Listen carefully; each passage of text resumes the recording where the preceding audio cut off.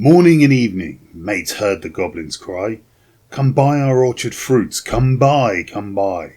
Apples and quinces, lemons and oranges, plumped unpecked cherries, melons and raspberries, bloom down cheeked peaches, swart-headed mulberries, wild free-born cranberries, crab apples, dewberries, pineapples, blackberries, apricots, strawberries, all ripe together, in summer weather.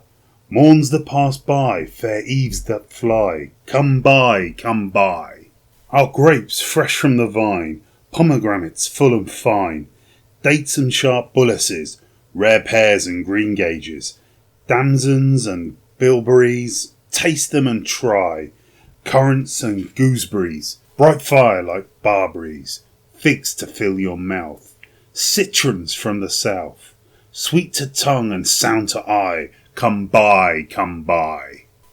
Evening by evening, amongst the brookside rushes, Laura bowed her head to hear, Lizzie veiled her blushes. Crouching close together, in the cooling weather, with clasping arms and cautioning lips, with tingling cheeks and fingertips, lie close, Laura said, pricking up her golden head. We must not look at goblin men, we must not buy their fruits. Who knows upon what soil they've fed their hungry, thirsty roots? Come buy, called the goblins, hobbling down the glen. Oh, cried Lizzie, Laura, Laura, you should not peep at goblin men. Lizzie covered up her eyes, covered close lest they should look. Laura reared her glossy head, and whispered like the restless brook. Look, Lizzie, look, Lizzie! Down the glen tramp little men. One hauls a basket, one bears a plate, one lugs a golden dish of many pounds of weight. How fair the vine must grow whose grapes are so luscious! How warm the wind must blow through those fruit bushes! No, said Lizzie, no, no, no, their offers should not charm us, their evil gifts would harm us. She thrust a dimpled finger in each ear, shut her eyes and ran. Curious, Laura chose to linger, wondering at each merchant man. One had a cat's face, one whisked a tail, one tramped at a rat's pace, one crawled like a snail, one like a wombat, proud, obtuse and furry, one like a rattle, tumbled hurry-scurry. She heard a voice, like voice of doves, cooing all together. They sounded kind and full of love in the pleasant weather. Laura stretched her gleaming neck, like a rush-embedded swan, like a lily from the beck, like a moonlit popular branch, like a vessel at the launch when the last restraint is gone. Backwards up the mossy glen turned and trooped the goblin men, with their shrill repeated cry, "Come buy, come buy!" When they reached where Laura was, they stood stock still upon the moss, leering at each other, brother and queer brother, signalling each other, brother with sly brother. One set his basket down, one reared his plate, one began to reave a crown of tendrils, leaves and rough nuts brown. Men sell not such in any town. One heaved the golden weight of dish and fruit to offer her. Come buy, was still their cry. Laura stared but did not stir, longed but had no money. The whisk-tailed merchant bade her taste, in tones as smooth as honey. The cat-face purred, the rat-paste spoke a word of welcome, and the snail-paste even was heard. One parrot-voiced and jolly cried pretty goblin still for pretty Polly. One whistled like a bird. But sweet-toothed Laura spoke in haste. Good folks, I have no coin to take where to purloin. I have no copper in my purse, I have no silver either, and all my gold is on the furze that shakes in windy weather, above the rusty heather. You have much gold upon your head, they answered all together. Buy from us with a golden curl. She clipped a precious golden lock. She dropped a tear more rare than pearl, then sucked their fruit globes fair or red. Sweeter than honey from the rock, stronger than man rejoicing wine. Clearer than water flowed that juice, she never tasted such before. How should it cloy with length of use? She sucked and sucked and sucked the more, fruits which that unknown orchard bore. She sucked until her lips were sore, then flung the empty rinds away, but gathered up one kernel stone, and knew not was it night or day, as she turned home alone. Lizzie met her at the gate, full of wise upbraidings. Dear, you should not stay so late. Twilight is not good, for maidens should not loiter in the glen, in the haunts of goblin men. Do you not remember Jeanie, how she met them in the moonlight, took their gifts both choice and many, ate their fruits and wore their flowers, plucked from the bowers, where summer ripens at all hours? But ever in the moonlight she pined and pined away, sought them by night and day, found them no more, but dwindled and grew grey, then fell with the first snow, while to this day no grass will grow. Where she lies now, I planted daisies there a year ago, that never blow. You should not loiter so. Nay, hush, said Laura. Nay, hush, my sister. I ate and ate my fill, yet my mouth still waters still. Tomorrow night I will buy more, and kissed her. Have done with sorrow, I'll bring you plums tomorrow, fresh on their mother twigs, cherries worth getting. You cannot think what figs my teeth have met in, what melons icy cold, piled on a dish of gold, too huge for me to hold, what peaches with a velvet nap, pellucid grapes without one seed. Odorous indeed must be the mead whereon they grow, and pure the wave they drink, with lilies at the brink, and sugar sweet their sap. Golden head by golden head, like two pigeons in one nest, folded in each other's wings, they lay down in their curtained bed. Like two blossoms on one stem, like two flakes of new fallen snow, like two wands of ivory, tipped with gold for awful kings. Moon and stars gazed in at them, wind sang to them lullaby, lumbering owls forbore to fly, not a bat flapped to and fro round their rest, cheek to cheek and breast to breast, locked together in one nest. Early in the morning, when the first cock crowed his warning, neat like bees, as sweet and busy, Laura rose with Lizzie, fetched in honey, milked the cows, aired and set to rights the house, kneaded cakes of whitest wheat, cakes for dainty mouths to eat. Next churned butter, whipped up cream, fed their poultry, sat and sewed, talked as modest maidens should, Lizzie with an open heart, Laura in an absent dream, one content, one sick in part, one warbling for the mere bright day's delight, one longing for the night. At length slow evening came. They went with pitchers to the reedy brook, Lizzie most placid in her look, Laura most like a leaping flame. They drew the gurgling water from its deep, Lizzie plucked purple and rich golden flags, then turning homewards said, the sunset flushes those furthest longest crags. Come, Laura, not another maiden lags, no wilful squirrel wags, the beasts and birds are fast asleep. But Laura loitered still among the rushes, and said the bank was steep, and said the hour was early still, the dew not fallen, the wind not chill, listening ever, but not catching the customary cry, come buy, come buy, with its iterated jingle of sugar-baited words, not for all her watching, once discerning even one goblin, racing, whisking, tumbling, hobbling, let alone the herds, that used to tramp along the glen, in groups or single, of brisk fruit merchantmen. Till Lizzie lurged, O Laura, come, I hear the fruit call, but I dare not look. You should not loiter longer at this brook.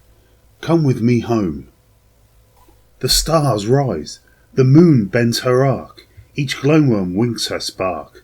Let us get home before the night grows dark, for clouds may gather, though this is summer weather. Put out the lights and drench us through, then if we lost our way, what should we do? Laura turned cold as stone, to find her sister heard that cry alone, that goblin cry, come buy our fruits, come buy. Must she then buy no more such dainty fruit? Must she no more such succour's pasture find? Gone deaf, gone blind, her tree of life drooped from the root.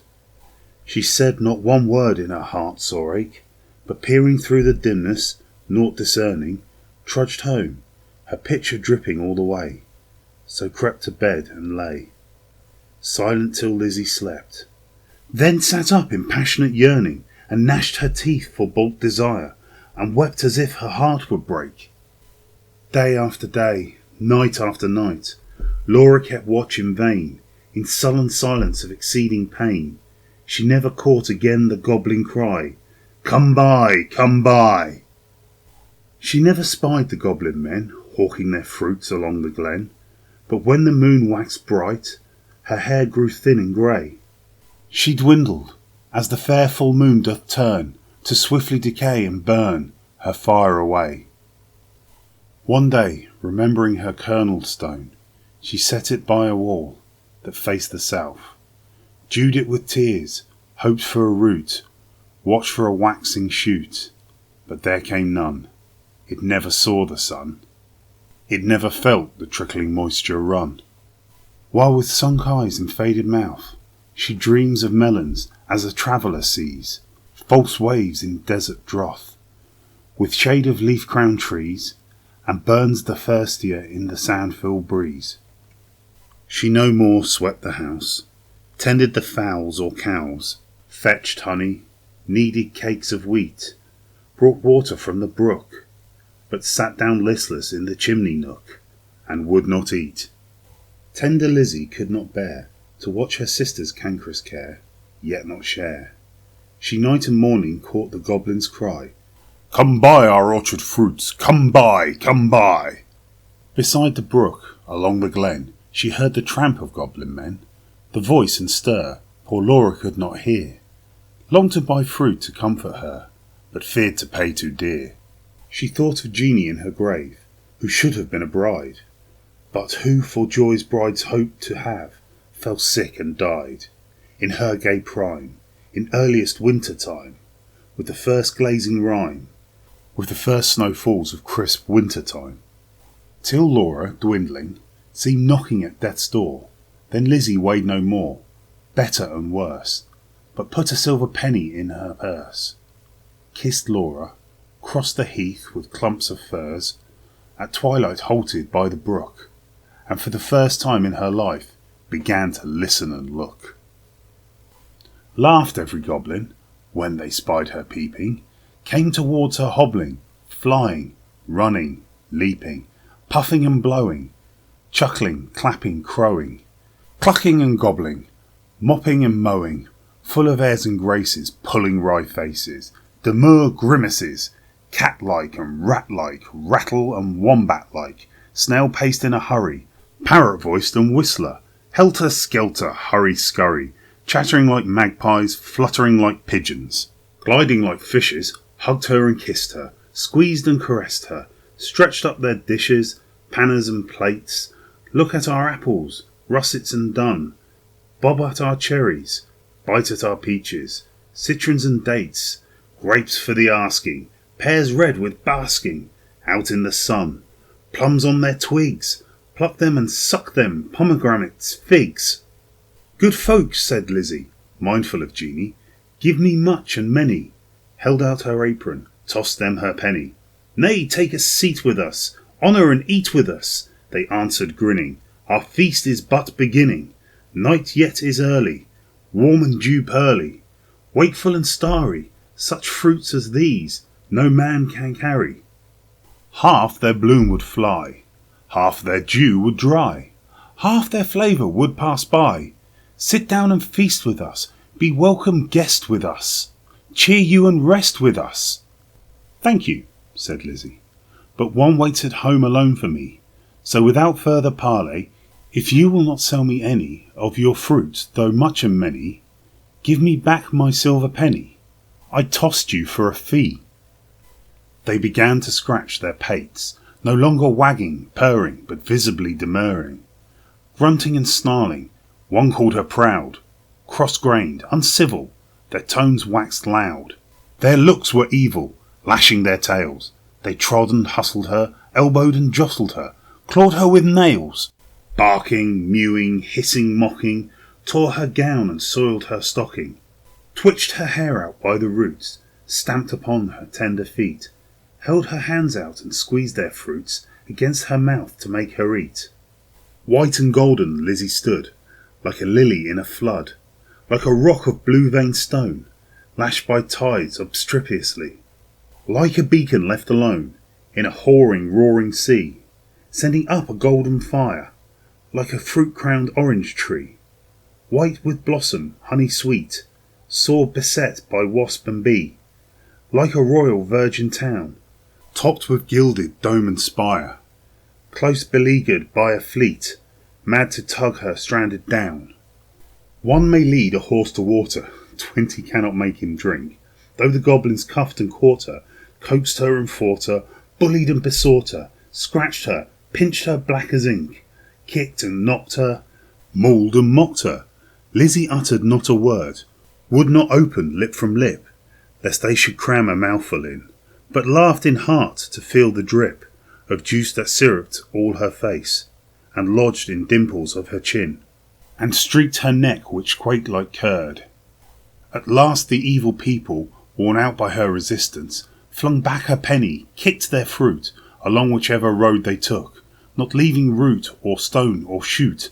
Some writhed into the ground, some dived into the brook, with ring and ripple, some scudded on the gale without a sound, some vanished in the distance, in a smart ache tingle. Lizzie went her way, knew not was it night or day, sprang up the bank, tore through the furze, threaded corpse and dingle, and heard her penny jingle, bouncing in her purse. Its bounce was music to her ear. She ran and ran, as if she feared some goblin men dogged her with jibe or curse, or something worse. But not one goblin scurried after, nor was she pricked by fear. The kind heart made her windy paced, that urged her home quite out of breath with haste and inward laughter. She cried, "Laura!" up the garden. "Did you miss me? Come and kiss me. Never mind my bruises. Hug me, kiss me, suck my juices. Squeeze from goblin fruits for you, goblin pulp and goblin dew. Eat me, drink me, love me. Laura, make much of me. For your sake I have braved the glen, and had to do with goblin merchant men." Laura started from the chair, flung her arms up in the air, clutched her hair. "Lizzie, Lizzie, have you tasted, for my sake, the fruit forbidden? Must your light like mine be hidden, your young life like mine be wasted? Undone is my undoing, and ruined in my ruin, thirsty, cankered, goblin-ridden." She clung about her sister, kissed and kissed and kissed her. Tears once again refreshed her shrunken eyes, dropping like rain after a long sultry drought. Shaking with anguish, fear and pain, she kissed and kissed and kissed her with a hungry mouth. Her lips began to scorch. That juice was wormwood to her tongue. She loathed the feast. Writhing as one possessed, she leaped and sung, rent all her robes and wrung her hands in lamentable haste, and beat her breast. Her locks streamed like the torch borne by a racer at full speed, or like the mane of horses in their flight, or like an eagle when she stems the light, straight towards the sun, or like a caged thing freed, or like a flying flag when armies run. Swift fire spread through her veins, knocked at her heart, met the fire smouldering there, and overbore its lesser flame. She gorged on bitterness without name. Ah, fool, to choose such part of soul-consuming care, sense failed in the mortal strife, like a watchtower of a town, which an earthquake shatters down, like a lightning-stricken mast, like a wind-uprooted tree spun about, like a foam-topped water-spout. Cast down headlong in the sea, she fell at last. Pleasure past, and anguish past. Is it death, or is it life? Life out of death. That night long Lizzie watched by her, counted her pulses' flagging stir, felt for her breath, held water to her lips, and cooled her face with tears and fanning leaves. But when the first birds chirped about their eaves, and early reapers plodded to the place of golden sheaves, and dew-wet grass bowed in the morning wind so brisk to pass, and new buds with new day opened of cup like lilies on the stream, Laura awoke as from a dream, laughed in the innocent old way, hugged Lizzie, but not twice or thrice. Her gleaming locks showed not one thread of grey. Her breath was sweet as May, and light danced in her eyes. Days, weeks, months, years. Afterwards, when both were wives, with children of their own, their mothers' hearts beset with fears, their lives bound up in tender lives, Laura would call the little ones, and tell them of her early prime, those pleasant days long gone, of not returning time. Would talk about the haunted glen, the wicked, quaint fruit merchant men, their fruits like honey to the throat, but poison in the blood. Men sell not such in any town. Would tell them how her sister stood, in deadly peril to do her good, and win the fiery antidote. Then joining hands to little hands, would bid them cling together. For there is no friend like a sister, in calm or stormy weather, to cheer one on the tedious way, to fetch one if one goes astray, to lift one if one totters down, to strengthen whilst one stands.